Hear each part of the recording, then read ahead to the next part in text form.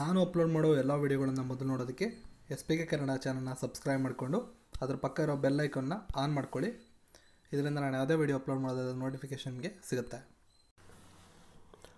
ಎಲ್ರಿಗೂ ನಮಸ್ಕಾರ. SPK Kannada YouTube ಚಾನಲ್ಗೆ ನಿಮಗೆ ಸ್ವಾಗತ.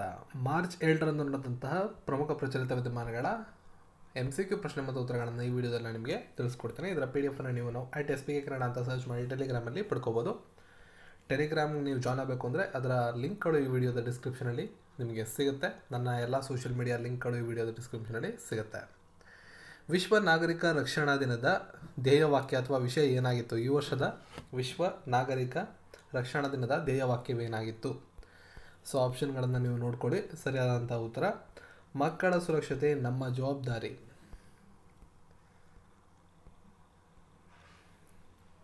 ವರ್ಲ್ಡ್ ಸಿವಿಲ್ ಡಿಫೆನ್ಸ್ ಡೇ ಪ್ರತಿ ವರ್ಷ ಮಾರ್ಚ್ 1ನೇ ತಾರೀಕು ಪ್ರಪಂಚದಿಂದ ಆಚರಣೆ ಮಾಡಲಾಗುತ್ತೆ. ಪ್ರತಿ ವರ್ಷ ಒಂದೊಂದು ವಿಚಾರಧಾರೆಯನ್ನು ಅಥವಾ ಧ್ಯೇಯವಾಕ್ಯದೊಂದಿಗೆ ಅರ್ಥಪೂರ್ಣವಾಗಿ ಆಚರಣೆ ಮಾಡಲಾಗುತ್ತೆ. ಈ ವರ್ಷ ಮಕ್ಕಳ ಸುರಕ್ಷತೆ ನಮ್ಮ ಜವಾಬ್ದಾರಿ ಅನ್ನೋ ಧ್ಯೇಯವಾಕ್ಯ ಜೊತೆ ಆಚರಣೆ ಮಾಡಲಾಯಿತು. 1990ರಿಂದ ಇಂಟರ್ನ್ಯಾಷನಲ್ ಸಿವಿಲ್ ಡಿಫೆನ್ಸ್ ಆರ್ಗನೈಸೇಷನ್ನಿಂದ ಇದು ಪ್ರಾರಂಭವಾಗಿದ್ದು.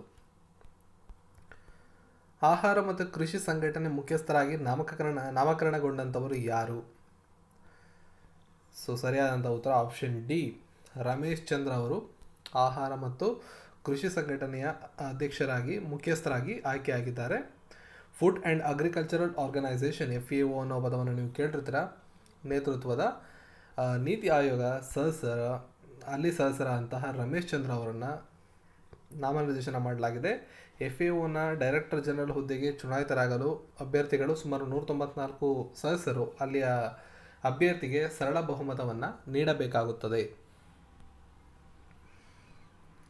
ಬೋಲ್ಡ್ ಕ್ವಿಟ್ ಯೋಜನೆ ಇತ್ತೀಚೆಗೆ ಸುದ್ದಿಯಲ್ಲಿ ಕಂಡುಬರುತ್ತದೆ. ಭಾರತದ ಕೆಳಗಿನ ಯಾವ ಗಡಿಯಲ್ಲಿ ಇದನ್ನು ಪ್ರಾರಂಭ ಮಾಡಲಾಗಿದೆ? ಬಾಂಗ್ಲಾದೇಶ, ನೇಪಾಳ, ಚೀನಾ, ಮಯನ್ಮಾರ್. ಸರಿಯಾದಂಥ ಉತ್ತರ ಆಪ್ಷನ್ ಎ, ಬಾಂಗ್ಲಾದೇಶ. ಕೇಂದ್ರ ಗೃಹ ಸಚಿವರಾದಂಥ ರಾಜನಾಥ್ ಸಿಂಗ್ ಅಸ್ಸಾಂನ ಧೂಬ್ರಿ ಜಿಲ್ಲೆಯ ಭಾರತ ಮತ್ತು ಬಾಂಗ್ಲಾ ಗಡಿ ಪ್ರದೇಶದಲ್ಲಿ ಇರತಕ್ಕಂಥ bold quit border electronic dominated ಅಂತ ನಾವು ಕರಿತೀವಿ, ಈ ಯೋಜನೆಯನ್ನು ಉದ್ಘಾಟನೆ ಮಾಡಿದ್ದಾರೆ.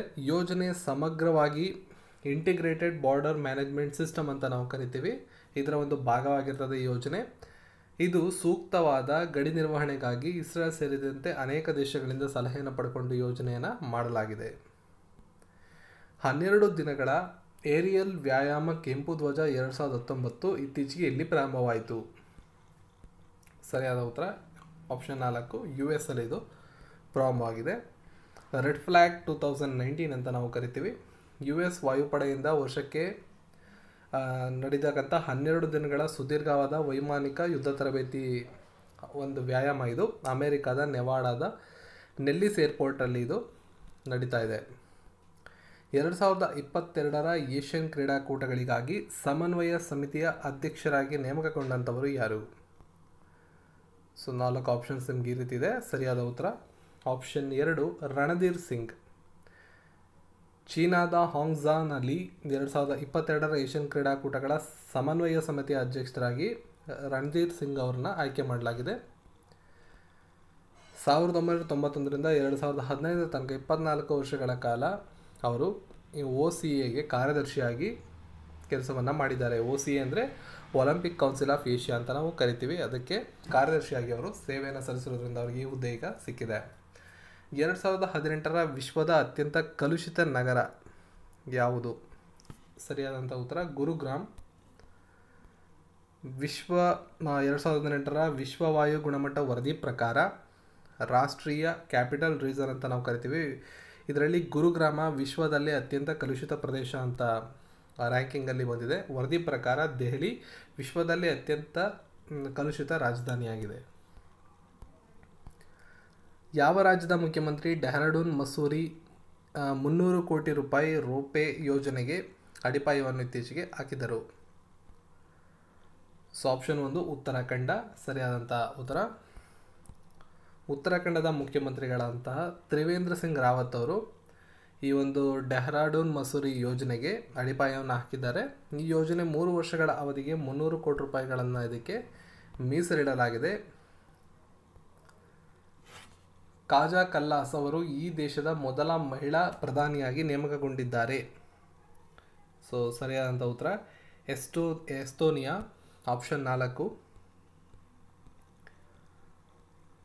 ಎಸ್ತೋನಿಯಾದ 18ನೇ ಪ್ರಧಾನಮಂತ್ರಿಯಾಗಿ ಮತ್ತು ಮೊಟ್ಟಮೊದಲ ಮಹಿಳಾ ಪ್ರಧಾನಮಂತ್ರಿಯಾಗಿ ಇವರು ಆ ದೇಶಕ್ಕೆ ಆಯ್ಕೆಯಾಗಿದ್ದಾರೆ. ಇತ್ತೀಚೆಗೆ ಇಂಟರ್ನ್ಯಾಷನಲ್ ಕ್ರಿಮಿನಲ್ ಕೋರ್ಟ್ನ 124ನೇ ಸದಸ್ಯ ರಾಷ್ಟ್ರವಾಗಿ ಯಾವ ರಾಷ್ಟ್ರ ನೇಮಕಗೊಂಡಿತು? ಸರಿಯಾದಂಥ ಉತ್ತರ ಆಪ್ಷನ್ 4, ಮಲೇಷಿಯಾ ರಾಷ್ಟ್ರ ಇಂಟರ್ನ್ಯಾಷನಲ್ ಕ್ರಿಮಿನಲ್ ಕೋರ್ಟ್ನ 124ನೇ ಸದಸ್ಯ ರಾಷ್ಟ್ರವಾಗಿ ಇತ್ತೀಚೆಗೆ ನೇಮಕಗೊಂಡಿದೆ. IDBI ಬ್ಯಾಂಕ್ ಆಮದು ಮತ್ತು ರಫ್ತು ವಹಿವಾಟುಗಳನ್ನು ನಿರ್ವಹಿಸಲು ಯಾವ ದೇಶಕ್ಕೆ ಸಂಬಂಧಿಸಿದೆ? ಸರಿಯಾದಂಥ ಉತ್ತರ ಆಪ್ಷನ್ 4, ಇರಾನ್. ಇರಾನ್ ಜೊತೆಗಿನ ಆಮದು ಮತ್ತು ರಫ್ತು ವಹಿವಾಟುಗಳನ್ನು ನಿರ್ವಹಿಸಲು IDBI ಬ್ಯಾಂಕ್ಗೆ ಸರ್ಕಾರ ಅನುಮತಿ ನೀಡಿದೆ. ಇರಾನ್ ದೇಶದ ಮೇಲೆ ಅಮೆರಿಕ ನಿರ್ಬಂಧ ಹೇರಿರುವ ನಡುವೆ ಭಾರತ ಮತ್ತು ಇರಾನ್ ನಡುವಿನ ವ್ಯಾಪಾರವನ್ನು ಹೆಚ್ಚು ಮಾಡೋದಕ್ಕೆ ಇದೊಂದು ಸುವರ್ಣಾವಕಾಶವಾಗಿದೆ. ಇತ್ತೀಚೆಗೆ ಮಾಜಿ ಕೇಂದ್ರ ಸಚಿವರಾದಂಥ ವಿ ಧನಂಜಯ್ ಕುಮಾರ್ ಅವರು ನಿಧನರಾದರು. ಅವರು ಯಾವ ರಾಜ್ಯ? ಈ ಪ್ರಶ್ನೆಗೆ ಸರಿಯಾದಂಥ ಉತ್ತರ ಆಪ್ಷನ್ 1, ಕರ್ನಾಟಕ. ಮಂಗಳೂರು ಕ್ಷೇತ್ರದಿಂದ 4 ಬಾರಿ ಅವರು ಪ್ರತಿನಿಧಿಯಾಗಿ ಆಯ್ಕೆಯಾಗಿದ್ದರು. ವಾಜಪೇಯಿ ಅವರ ಸರ್ಕಾರದಲ್ಲಿ ಕೇಂದ್ರ ಸಚಿವರಾಗಿ ಸೇವೆ ಸಲ್ಲಿಸಿದರು.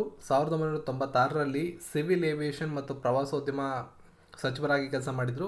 ಅಲ್ಲದೆ 1999ರಿಂದ 2000 ತನಕ ಕೇಂದ್ರೀಯ ಹಣಕಾಸು ಸಚಿವರಾಗಿ ಕೆಲಸವನ್ನು ಮಾಡಿದರು. ಹಾಗೆ 2000ರಿಂದ 2003 ತನಕ ಕೇಂದ್ರ ರಾಜ್ಯ ಸಚಿವರಾಗಿ ಕೂಡ ಅವರು ಕೆಲಸವನ್ನು ಮಾಡಿದರು. ಏಷ್ಯಾ ಒಲಿಂಪಿಕ್ ಕೌನ್ಸಿಲ್ನ ನೂತನ ಅಧ್ಯಕ್ಷರಾಗಿ ಮರು ಆಯ್ಕೆಯಾದ ಶೇಖ್ ಅಹಮದ್ ಅಲ್ ಫರಾದ್ ಅಲ್ ಸಹಾಲ್, ನನ್ನ ಕಳೆದ ವಿಡಿಯೋದಲ್ಲಿ ನಾನು ಇವ್ರ ಬಗ್ಗೆ ಡೀಟೇಲ್ಸ್ ಕೊಟ್ಟಿದ್ದೆ. ಅವರು ಯಾವ ದೇಶದವರು?